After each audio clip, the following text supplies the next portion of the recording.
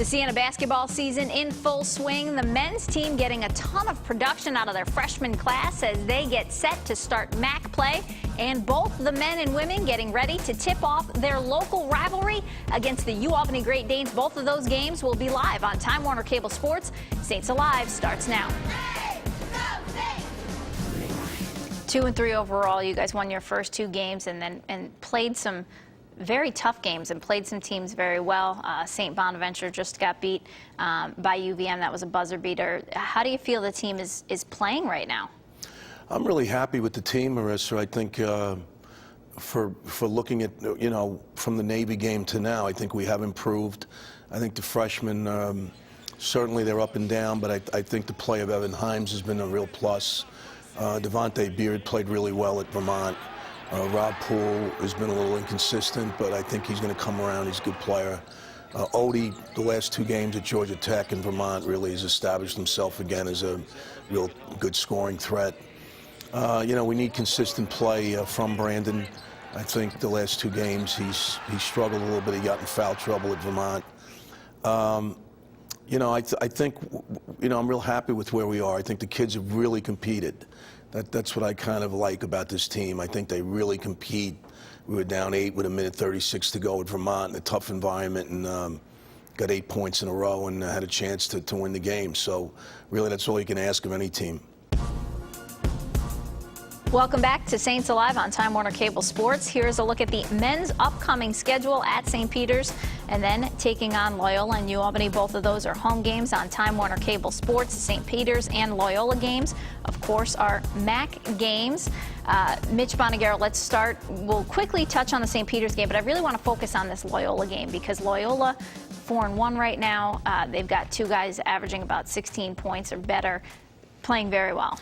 Yeah, as you look at the league, and I just really looked at it from afar, Loyola's playing very well, and they should. I mean, they have a veteran team, guys that are back. They were picked third in a lot of the preseason polls. St. Peter's is kind of a team in flux. They lost 5 real good players last year, playing a lot of new guys. So I would agree with you. I think anytime you play Loyola and Siena is going to be a great game. Luckily, we have them at home, and I think the way we played against Bonnie's, I think we need that kind of an effort to play with Loyola. And then Albany on Monday, certainly a formidable game, as you know, Marissa. It brings out all the fans and a great college basketball environment. So, we all look forward to that. Going into the season, you made Lily Grencia captain. You said, we need a lot out of her. Losing Serena Moore down in the post, we're asking a lot out of her. Second in the MAC in scoring, averaging 17 points, coming off a game where she had 23 points and 18 rebounds, both career highs in that North Carolina A&T game. Did you expect her to progress as quickly as she did and to be able to take that role in the post and say, well, I'm going to own it? Yes, okay. In the sense that Lily's been hurt for 2 years. She's had a really bad foot injury for the last 2 years. So at times she was playing, sometimes she was sitting out. So, we knew she was a really good rebounder. I think the one thing with her is, people don't think that she's tough. The way she plays, she's really kind of just flows out there.